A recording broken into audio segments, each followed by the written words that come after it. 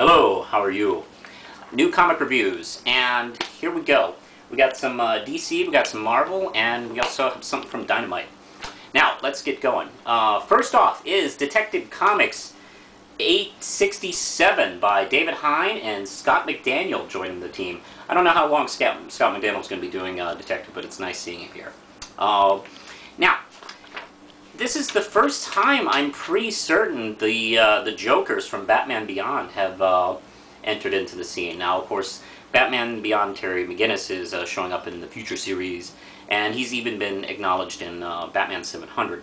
But I think the series did suggest, if my memory serves right, that the Jokers had been around for a little while, even before Terry McGinnis showed up. So it's high time they bring him in. I guess that's what the thinking is. And this sort of starts out with a problem with the Jokers in flash mobs, them showing up and causing mayhem. Not too serious, but in this case it does get a little more serious. One of the Jokers is killed by a police officer when he's attacked. The police officer was shot, and then he sees a pack of them coming right for him, so he shoots, taking one out. And this causes a riot the next day with the Jokers attacking the police headquarters right here. By the way, there's a nice shot of people looking out of apartments. You know, if I lived in Gotham, I probably would not want to live near the police department. It seems every so often serious shit goes on. Somebody's attacking. Ra's al Ghul's forces once attacked the police department, for God's sake. I won't be anywhere fucking near that building. I know it's supposed to be safe because it's the cops, but supervillains tend to attack it a lot.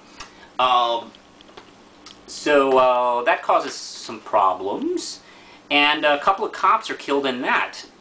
Thus brings forth this new guy who, you know, says, you know, we have an imposter Batman. Actually, the Jokers seem to have a de facto leader who's sort of an imposter Joker. Now we have an imposter Batman.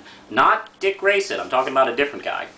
But I have a sneaky suspicion, this is me predicting here, that this guy is the same. He's causing problems on purpose. That's just my prediction, that the imposter Batman and Joker are the same dude. I really enjoyed seeing Scott McDaniel doing Batman again. I really like his work a lot. So I'm going to give this a super strong 4 RAM chips, just barely not being 5 RAM chips. I definitely like this a lot. Going over to iZombie, number 5 by, let's see, Chris Robertson and Mike Allred. This is the conclusion to the first story arc, where Gwen has, you know, found the killer to the guy whose brain she ate. And by the way, if you haven't seen any of my other reviews, she eats dead people to keep her mind from rotting, because she's a zombie. Long story. But anyway, she recently ate a guy's brain who was murdered, so now she's been trying to find the murderer, and she finds him, and his story isn't really all that simple, actually. And the guy who was murdered, he was actually a killer himself. So that kind of throws a monkey wrench into the whole finding out who killed him and everything. Meanwhile, we got the vampires trying to figure out what happened to one of their lost ones who went off the plan. See, they have a plan of, they have this kind of company where they take guys in the woods to play paintball and they feed on them, and then they return them back to, you know, society just kind of bewildered. They try not to kill people so they, you know, don't get noticed, and one of them did, and she got staked by some vampire hunters, and they were kind of pissed, but that, you know, she would like endanger all of them. And there's a lot. It's not a huge slam bang ending to this first story arc, but I like hanging around in this universe, and this is kind of that kind of comic. This isn't like, you know, explosions and, you know, monsters all about and fighting or anything like that. It's just kind of hanging out in this universe, and I enjoy a book like that.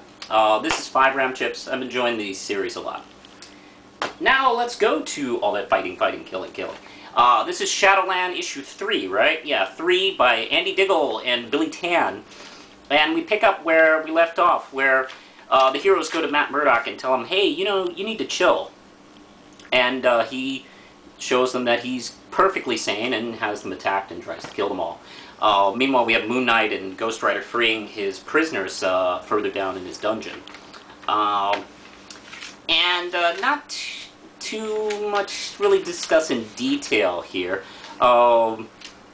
Let's see, Typhoid Mary's here, Elektra shows up at the end, and we kind of figure out that maybe there's something a little more to Matt Murdock's descent into darkness than him just being really pissed.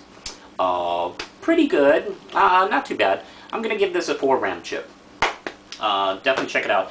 I'm glad I've been reading Daredevil all this time, because, you know, the problem is this is so tied to the regular Daredevil book. It would be kind of hard to really get into it, I think, if I wasn't reading them at the same time, which I think is annoying. Just this time around, it turned out fortunate for me, though. But definitely check out the regular Daredevil series. Don't just simply pick this up. Now, we got Avengers number 4 by Brian Michael Bendis and John Romita Jr. And time travel stuff going on as usual.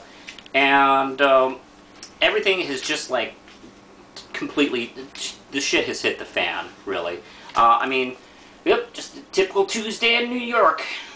But the time stream is broken up, everything's gone fucking crazy in New York. Everybody's kind of in the same spot with dinosaurs and biplanes and Galactus and spaceships, and everyone's attacking.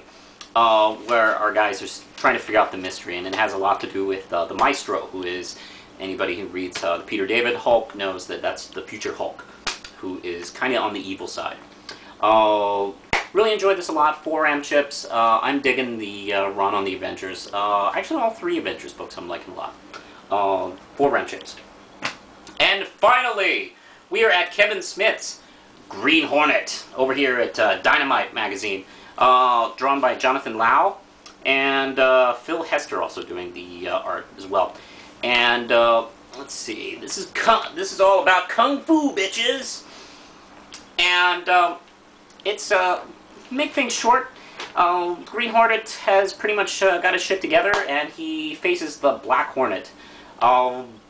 That's it. And, pretty good. If you've been following the series, this doesn't disappoint. 4 RAM chips. I wouldn't start here. Don't be insane. Go back and buy all the issues. 4 RAM chips here. So far, I'm really enjoying this series. I think that's about it, so push the button, Lindsay.